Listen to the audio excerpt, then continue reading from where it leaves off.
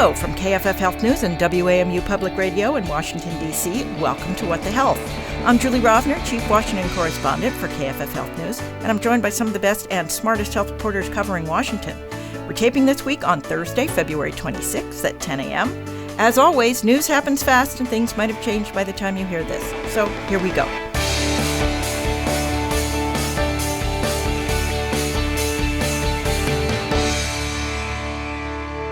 Today, we are joined via video conference by Miranda Ollstein of Politico. Hello. Lauren Weber of The Washington Post. Hello, hello. And Sheryl Stolberg of The New York Times. Hi, Julie. No interview this week, but more than enough news, so we will jump right in. So we watched all the nearly 2 hours of President Trump's longest ever State of the Union address, so you wouldn't have to. And if you're interested in what he had to say about health, you really only needed to tune in for about 5 minutes, during which he took a victory lap for lowering drug prices, which he kind of did and mostly didn't, and announced that Vice President J.D. Vance will henceforth be in charge of fighting fraud in health and social programs, which we'll talk more about in a moment. Yet, just last month, President Trump told House Republicans at their retreat that health should be front and center as an issue for the midterms. What happened to that strategy? I got to be honest, I was shocked. I mean, KFF recently had a poll saying that healthcare costs are top of mind for voters. So the fact that he spent only 5 minutes of the longest State of the Union talking about healthcare, I think is quite notable. And he had stuff he could have talked more about on affordability that he did mention when he got to it. I think some of it was a lot of the State of the Union did focus a lot on, the hockey team and other various awards. So yes, the Olympic hockey team came marching in through the press gallery. That was something I've not seen in my 38-something States of the Union. As a former high school field hockey goalie, I'm a big fan of the goalie getting the medal, but it did take away from some of the more policy topics. So again, healthcare costs, top of mind for people, seems like a missed opportunity.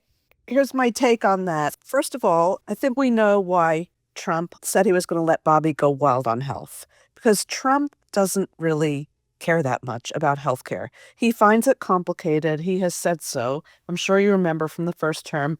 Who knew healthcare was so complicated? In addition, Trump RX, I think, okay, he can point to that. I was going to say he can trumpet that, no pun intended. But his healthcare plan is barely a concept of a plan. He doesn't have a plan. His notion of directing money into health savings accounts to help people buy healthcare, quote unquote, outright, is just not workable. And it's vague. Republicans on Capitol Hill have a number of thoughts about how to achieve that, but he doesn't really have anything to offer, and he's got to deal with these Obamacare subsidies having been replaced. So I think this has always been a weakness for Republicans, and if there's one strength that Trump has, it's kind of the MAHA movement, which is itself, and we'll talk about this later, fractured, and he didn't mention that at all. Not only did he not spend a lot of time on this, but he exaggerated and sort of misrepresented the few things he has done. And I think there is a big political danger in that. If you say we solved drug pricing, we brought down your drug prices, and the voters don't feel that when they go to pick up their drugs, they cost just as much, there could be a backlash there. And so I think there's a risk to not focusing on this overriding issue enough, but I think there's also a risk in overpromising and underdelivering to voters. Yeah, you've anticipated my next question, which is to do a quick fact check on some of those claims, particularly the one that he lowered drug prices more than any previous president. He has indeed negotiated deals that have lowered some drug prices for some people, mostly those who buy their drugs without insurance coverage. But I think you could argue that Presidents Clinton, Obama, Biden, and even George W. Bush, who signed the big Medicare prescription drug benefit bill, all those presidents signed legislation that had a much bigger impact on what Americans pay for their drugs than Trump has at least so far produced, even though he talks about it a lot. I think that's a really good point. Medicare Part D was huge. It had its flaws. It inserted the provision barring Medicare from negotiating directly with companies, which Joe Biden, with the Inflation Reduction Act, partially overturned or at least dug into. But I think that was an inflated statement, to say the least. And I think Alice is right. This is going to be lived experience for a lot of Americans. It's like, wait, I thought you said you lowered drug prices. I'm not seeing my drug prices much lower yet.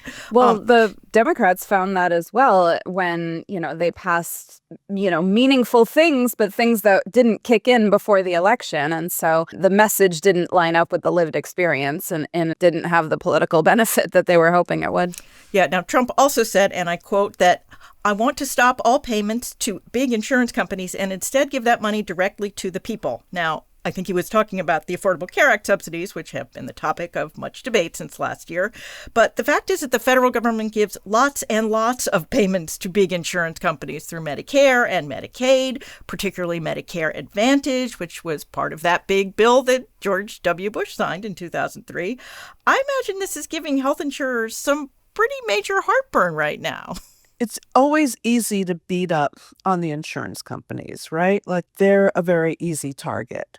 But, we had a fact-check team at the State of the Union address the other night. I was on it and I fact-checked this statement and I wrote, this is misleading.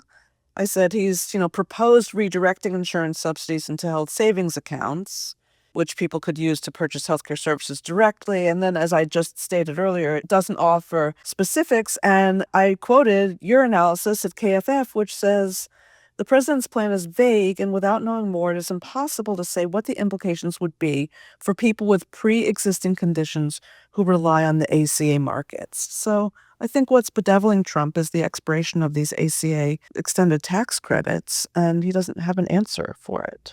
And the remarks at the State of the Union, I think, never say an issue is over, because we know in healthcare things always come back in some form. Nothing's ever over, but it could be read as the final nail in the coffin for the negotiations around reviving the ACA subsidies. If you have the president getting out there and saying no more money for big insurers, that doesn't exactly help the few Republicans who are trying to negotiate something on Capitol Hill get something done. Although he has been on all sides of this issue.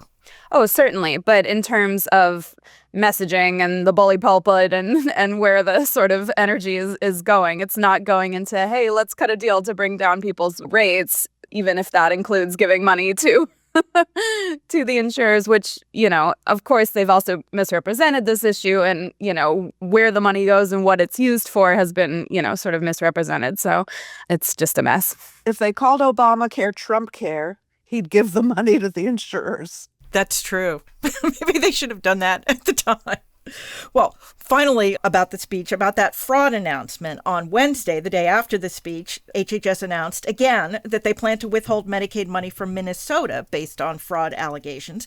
This is the latest in a series of efforts going after Minnesota and its Democratic governor and 2024 vice presidential candidate, Tim Walz, over what actually is a continuing Medicaid fraud problem that the state and the federal government have been working on for over a year.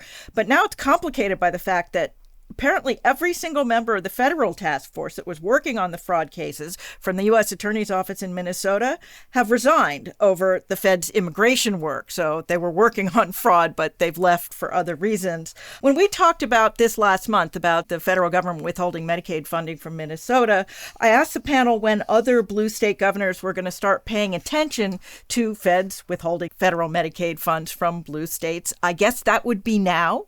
I mean, yeah, it's a lot of money. I mean, Medicaid money would be a huge problem if a bunch of blue states lost it. We've seen selective targeting of blue states for public health funds. It seems reasonable to expect that to be coming for the Medicaid fraud. I think it's important to note there is a fair amount of Medicaid fraud, and CMS has announced what looks to be a somewhat promising fraud initiative about stopping pay and chase. So, I mean, I think there's a lot of story left to unspool here on that front. You have to say what pay and chase is. Oh, yes. So pay and chase, this is one of my soapboxy things. I did an investigation with Sarah Jane Tribble back when I was at Kaiser Health News all about this. But essentially, the way the fraud system works here in the United States, which is kind of wild, is that people just pay the fraudsters money, and then the feds have to chase to get the money back, which is kind of crazy. It's a system that many experts have explained to me is incredibly broken and leaves the taxpayer holding the bag because often they don't get the money back. So there is this new effort by CMS to utilize AI in a way that could really revolutionize how fraud is fought. But the selectiveness of which this seems to be being applied to Minnesota, or at least highlighted in Minnesota, leads to some political concerns. I will add that part of this big new fraud effort is also going after fraud in durable medical equipment, which made me both smile and roll my eyes because this has been a continuing problem ever since I started covering healthcare in the 1980s.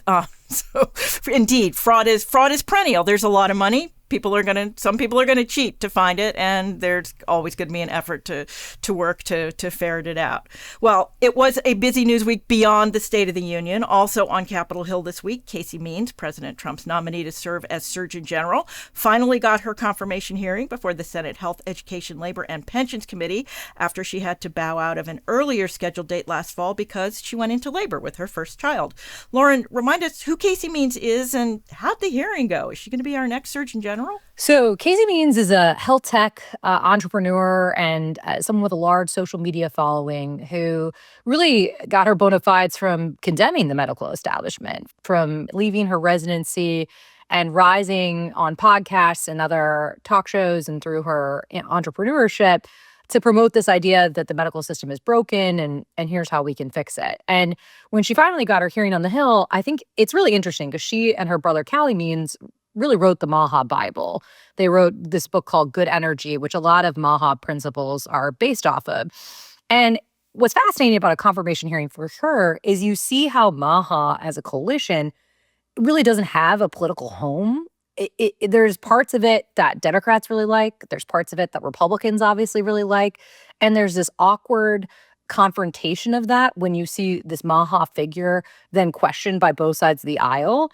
Something that she really exposed is a current deep issue in the MAHA movement, which I know Sheryl's also written on, with this glyphosate order. And she got a bunch of questions from both sides of the aisle on that. But the big takeaway I think a lot of people were focused on, as they should, as Surgeon General, was that she dodged a lot of questions about vaccination. She refused to explicitly say she would recommend the measles or flu vaccine, which is pretty shocking coming from a potential Surgeon General candidate, but also in line with the MAHA movement and her political patron, Robert F. Kennedy Jr. And also, Sheryl, you and I were talking before we started taping that. She did, compared to some of the nominees for some of these jobs, she did a pretty good job. She was really smooth. She ducked questions in a way that one does duck questions, saying thank you for asking that good question. But I know you were saying also there's some talk about whether or not she's actually qualified to be Surgeon General. That's what I'm hearing say. I agree with you, Julie, that she was very smooth, and I was actually struck by how much her appearance reminded me of what confirmation hearings used to look like in the pre-Bobby Kennedy era, when nominees, tried to entice politicians, tried to, be engaging. She thanked Democrats. Thank you so much, Senator Murray, for engaging so deeply with these issues. I want to thank you for our meeting that we had. I really enjoyed getting to talk with you, and she is very knowledgeable and she's a smooth speaker. And she was, I think I told Lauren last night, she was like the Artful Dodger, or maybe might have said that on social media. But there are questions about her credentials. So her medical license is inactive. She has a license with the Oregon Medical Board. It is inactive. This means that she cannot prescribe medication and she can't treat patients right now. And there's some question about whether or not one has to have an active medical license, not necessarily to be a Surgeon General, but to be head of the Commission Corps of the Public Health Service, which the Surgeon General is. And which is basically the only, the Surgeon General used to have a lot of line authority at HHS, and the only thing that's left is being head of the Commission Corps. That's exactly right, and the bully pulpit. And, I looked at the statute last night. The statute also says that the Surgeon General has to have, quote, I think, experience in public health programs, but it's ill-defined. Like, what does that mean? But you are seeing some folks today, including, as you mentioned earlier, Julie Jerome Adams, President Trump's Surgeon General, who are raising questions about her qualifications. And I think we may see more of this. I also thought it was notable that the Wall Street Journal editorial board came out against her this morning and said they find her unqualified and raised concerns that her equivocation on vaccines could further contribute to the already diminishing trust, public trust in public health. And so the Wall Street editorial board remains pretty influential among conservatives. So I think that is an interesting sign of where things could go. And of course, raises the question, if her nomination does collapse for lack of votes, who else could be nominated? And I guess Jerome Adams doesn't want to come back for the second term. I don't know if he's kind of burned back. his bridges. He's not welcome back, if I had to guess. Yeah. No, he doesn't want to come back. Lauren, you wanted to Talking add his something? book. Yeah. Yeah, I just wanted to add, it was interesting. She did get a couple stronger questions. Murkowski from Alaska, obviously a Republican moderate who could be a potential no vote of the group, did question her pretty strongly on her stance on hepatitis B vaccines. She did get a question from Husted about her thoughts on pesticides. That said, Cassidy also had peppered her with some questions, but Cassidy also peppered Kennedy with a lot of questions, and then he was confirmed. So I think there is some chatter today about her credentials, but no Republicans brought up her credentials yesterday. The person who did was a Democratic senator, Senator Kim, I believe. And so, we'll have to see in this political moment what shakes out. I said, before we leave this subject, Alice, like most of the high officials at HHS of late, she rather deftly ducked Chairman Cassidy's question about whether the abortion pill mifepristone should be available without an in-person visit with a doctor. What did you take away from her answer? So her comments on birth control got more attention, which we can talk about in a sec. But on mifepristone, it was very much in line with this administration just not wanting to talk about it and saying, everybody shut up. We're studying it behind closed doors. Just wait for us to do that, and then you can say something. So she very much kept in line with that, didn't want to tip her hand. I would say it felt like she'd been given the talking points. Yes, exactly. And she was not really free in sharing her personal views on the matter because she was, seemingly told to stick with the administration line. But I think Lauren can talk more about the birth control piece, and she's researched that a lot. I could chime in on that. And I also, just on the mifepristone piece, I think it was notable that Hawley didn't go after her for it. I felt like that was Hawley towing the line, because obviously he notably in some of the RFK hearings really went after that, and also has publicly recently stated that he's very disappointed in the FDA on mifepristone. So the fact that he had a pretty chummy exchange with her, some softball questions about AI chatbots, it was I thought notable in terms of towing the line on Hawley towing the mifepristone line. When it comes to birth control, Means does have a history of disparaging birth control and highlighting some of the known side effects and speaking about wanting more natural forms of contraception, which is, somewhat common in the right-wing and wellness influencer space that she currently finds herself in. Sheryl, do you want to add something before we move on? Abortion also is not a good issue for this administration. It's not a good political issue. President Trump didn't bring it up during his State of the Union. They don't want to talk about it. It's a loser for them. So I think that it probably accounts for Hawley's reticence in asking her about it and, sort of the muted answers that she gave. And she was very careful to say, I believe birth control should be available to all women. And she kind of said that her previous remarks, where she had said that it had horrific side effects, et cetera, were taken out of context. All right. Well, we're going to take a quick break, and we will be right back.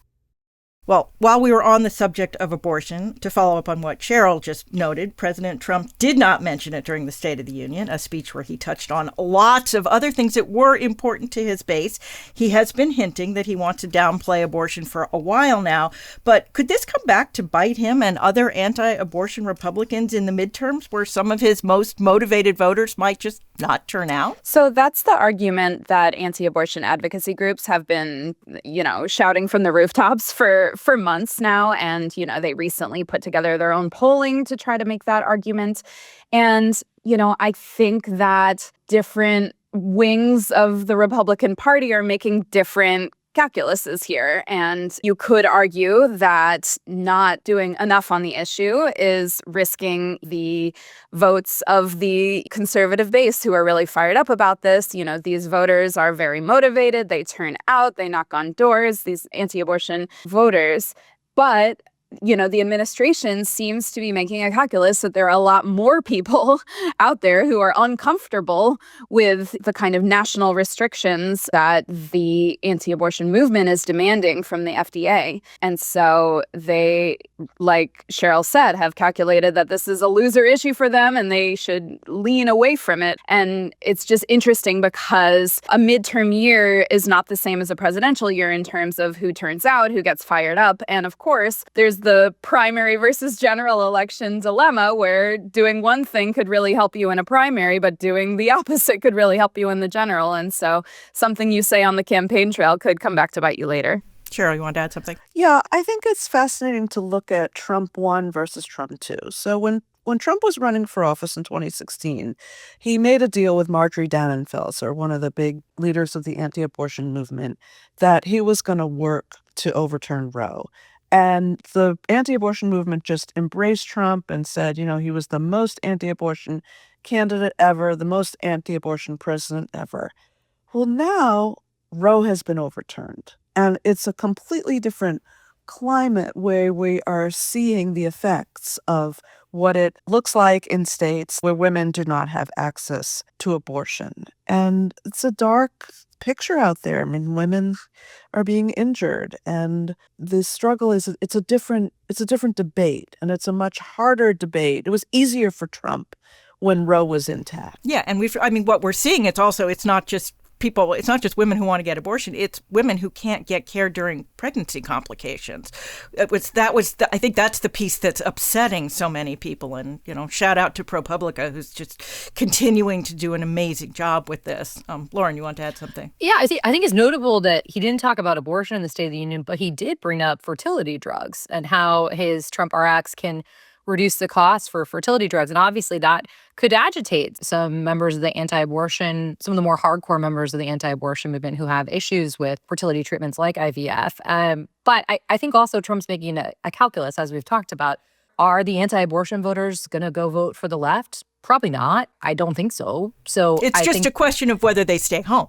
It's a question of whether they stay home. But I think he's just playing to the fact that he thinks he has them in the bag to some extent. Maybe they won't stay home because they'd rather have him or have his candidates than those who would like to restore abortion. Well, also this week, I said there was a lot of news. While the administration isn't moving very fast to try to rein in availability of the abortion pill, states are. There was a hearing in federal court this week in Louisiana about that state's lawsuit calling for the FDA to rescind its rule allowing the mailing of mifepristone from out of state. Alice, I imagine the administration would much prefer this decision to ultimately be made by judges and take it out of their hands, right? Well, what they're asking the court is to not make a decision at all. They're asking them to hold it in abeyance, which is fancy judicial language for hit pause, put it on freeze, don't do anything right now. Like the messaging we were talking about in the confirmation hearing, what they are telling courts is, we're working on this issue. You should defer to us and stop these states from suing us and let us work on reviewing the abortion pill behind closed doors, and we will issue some sort of a decision at some point. And so that is, what came up in court in Louisiana. The only other notable thing is that the judge did allow the makers of the pill, Danco and Gen Biopro, to intervene in the case. So that happened because the Justice Department is not defending the regulations on the pill on the merits. They're not saying, the FDA went through a fair scientific process and we are defending the decision they made to allow telemedicine and mail delivery of the pills. They're not doing that. They're saying hit pause. So the drug companies are the ones now in court allowed to make the argument that the FDA should be, their decision was based on science and not ideology, and it should be left alone. Yeah, well, we'll see how this all plays out. All right, moving on to news from the Department of Health and Human Services. Last week, we mentioned that Jay Bhattacharya, the director of the National Institutes of Health, has now also become the acting head of the Centers for Disease Control and Prevention. That's awkward for a lot of reasons, not least of which is that the NIH is headquartered in Bethesda, Maryland, just outside Washington, D.C., and CDC is in Atlanta, Georgia. Bhattacharya is also the third interim director of the CDC in 7 months after the first interim chief, Susan Manaras, was confirmed by the Senate to lead the agency, then summarily let go when she refused to rubber stamp the recommendations of the anti-vaxxers appointed to CDC's vaccine advisory panel by Secretary RFK Jr. Manaras was replaced by HHS Deputy Secretary Jim O'Neill. He's now been relieved of both jobs and is off to head the National Science Foundation. Adding to the confusion, the number 2 at the CDC, Ralph Abraham, stepped down this week, effective immediately, citing, quote, unforeseen family obligations. Lauren, you said last week that this is all about the White House wanting to rein in HHS in general and its anti-vaccine activities in particular in advance of the midterms. But what might this continued churn mean for CDC? And are we ever going to see someone nominated to, run the agency? Julie, I wish I had an answer to that question, because I would certainly have written that story if I had an answer to what will happen to the leadership at CDC.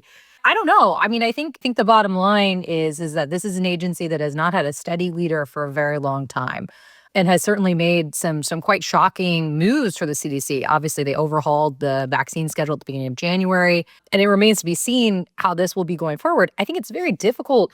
Running a federal agency is a huge task. I mean, assuming that someone can run both equally is a tough sell. I do think he's limited in terms of time, of how much time he would be interim. But the reality is, and I think Helen Branswell reported this as well, and it seems like there's not a lot of people running the top of the CDC these days. And well, remember when Manaras quit, most of the career leadership also quit. So, I mean, the agency was also gutted when RFK Jr., got rid of about a quarter of HHS at the beginning of his term. So the CDC is a very changed and in mangled shape currently. So I think it remains to be seen who ends up taking the reins of it.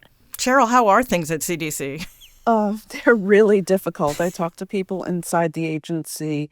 They're feeling really dispirited. A lot of the top leadership is gone, as we just said. The idea that Jay Bhattacharya could run the NIH and the CDC, 2 massive federal agencies with complementary missions. The NIH is the nation's biomedical research agency, the CDC, public health, in 2 locations, Atlanta and Bethesda is, honestly, I don't know who came up with this idea.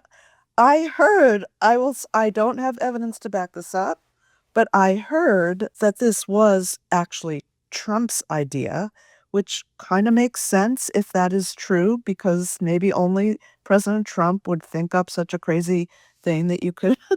I think they recognized that they needed to put someone Kennedy trusts in there. That has really been kind of the big issue. And it is all about the midterms. It's all about the pivot. The White House wants Kennedy to turn away from vaccines and toward healthy eating. That's why we're seeing him do this national Eat Real Food tour and, wearing the Mike Tyson tattoo and social media, etc. It's a very, very difficult situation for a storied agency, and many, many people are worried that it is going to take a long time for the CDC to rebuild, if ever. Lauren, you want to add something? Yeah, I just wanted to echo that I think what gets lost in a lot of DC circles and frankly around the country is this is an agency that also was pocked with bullet holes just a couple months ago. I mean, if that had happened in DC, I think you would see a very different response, to be quite honest. I was very taken aback and shaken to see the bullet holes when I went down after that happened. And I think the visuals of that got a bit lost in some of the conversation. But so this is an agency that not only is suffering with utter leadership turmoil, but has frankly been shot at. And so they were physically attacked. The building was physically attacked. Physically attacked. And so the folks that are still left, I think it's a tough deal. And to Sheryl's point on the midterms, and I have a story on that this morning with Rachel Rubin, led by Rachel. We found out that the MAHA piece of this is look, I mean, they're telling Kennedy to focus on foods because they see it more popular. And honestly, MAHA is saying they're going to throw some cash. Tony Lyons, I mean, who knows if this will happen, but Tony Lyons told me they're hoping to raise $100 million for midterm spending for Republicans. So, there is that element of the coalition that I think they're trying to make happy with this whole piece One of it. interesting note about the cash, Tony Lyons has already committed $1 million to Cassidy's primary challenger, which is really interesting. I mean, Cassidy voted reluctantly for RFK to be secretary, and he fell on his sword for the administration. And now Kennedy's people are working actively to unseat him. Let us move to MAHA. I have a segment that I'm calling MAHA is MADHA.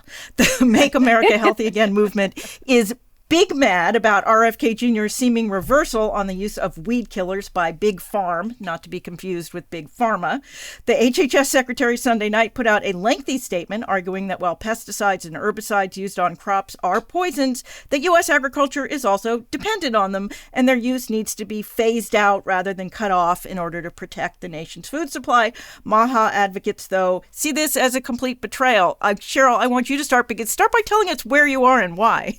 So I'm in Austin, where there is a MAHA action rally tonight. Interestingly, an Eat Real Food rally. They're not going to be talking about glyphosate, as far as I know, and they're not going to be talking about vaccines. So just an interesting sort of personal perspective. Last Wednesday, when Trump issued the executive order on glyphosate after business hours, right? Shocker. I appreciate glyphosate is the weed killer that's used in Roundup, which has been the subject of many, many lawsuits that it's a carcinogen. And some of those lawsuits were brought by RFK Jr., right? That's right, who won a massive judgment in 2018, a $289 million judgment. And this weed killer Roundup, this has really been an animating force behind a lot of the MAHA movement. The Moms Across America, led by Zen Honeycutt, is really wrapped up in this issue in getting glyphosate out of American food. As Vani Hari, who calls herself the food babe, said to me, what good is it if you eat real food if it's sprayed with pesticides? So I was, minding my own business that Wednesday night.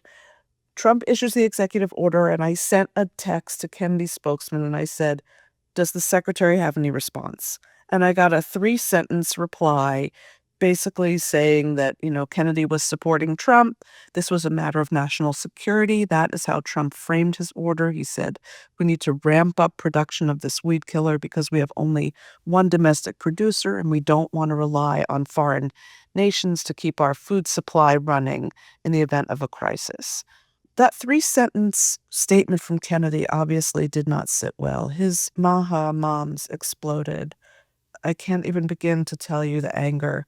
My headline of the story that I wrote said, MAHA moms turn against Trump, and then it quoted someone I interviewed from Turning Point USA, Charlie Kirk's organization, saying, women feel like they were lied to. So the anger is very deep and real, and I guess Kennedy felt that he had to address it in some lengthier way to, try to assuage this part of his movement that really helped power him to the position that he is in right now, and also aligned itself with Trump, perhaps foolishly, and helped, they threw their weight behind a Republican. And now I think Lauren said earlier, they really kind of have no political home.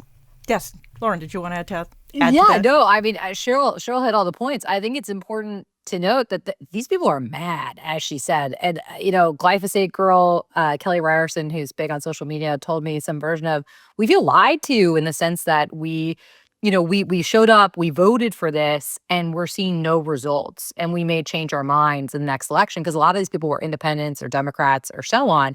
And I think what's really fascinating about that is it kind of goes back when Kennedy was going to be in consideration to be a health czar or something else. I mean, the bottom line is the man, it does not have control over the EPA. I mean, that's not his jurisdiction. And I think that a lot of his followers really got on board with the MAHA movement under the pretense that he was going to come in, he was going to do all this stuff, but the political realities are just very different.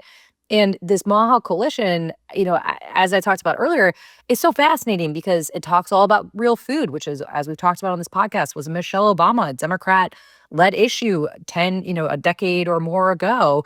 It talks about glyphosate. Typically, you see that as often being a lefty issue that is now under this right tent. And then obviously vaccines, which kind of is a political horseshoe issue, which you often see on the far left and far right. And I think you see this fracture in MAHA because it just does not fit very neatly within the partisan lines that DC is so accustomed to.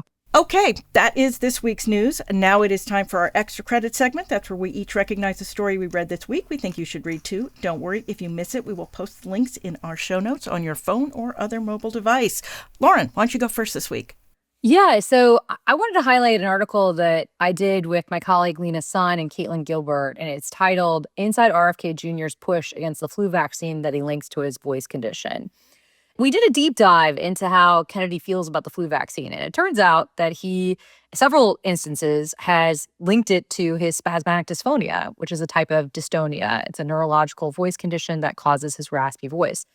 But the catch is that all the scientific experts that we spoke to said there's no scientific evidence to support that.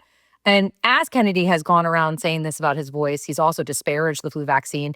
While in office, on the day after he took office last February, he moved to kill a national flu vaccine awareness campaign. And this January, he downgraded the recommendation for the flu vaccine for children. And public health officials that I spoke to are horrified. They're very worried this could lead to more cases, more misery, potentially even deaths from the flu. And some of the otolaryngologists that I spoke to also pointed out that while Kennedy had linked this condition, which is also known as a dystonia, to his voice, and there was no scientific evidence to link it to vaccines.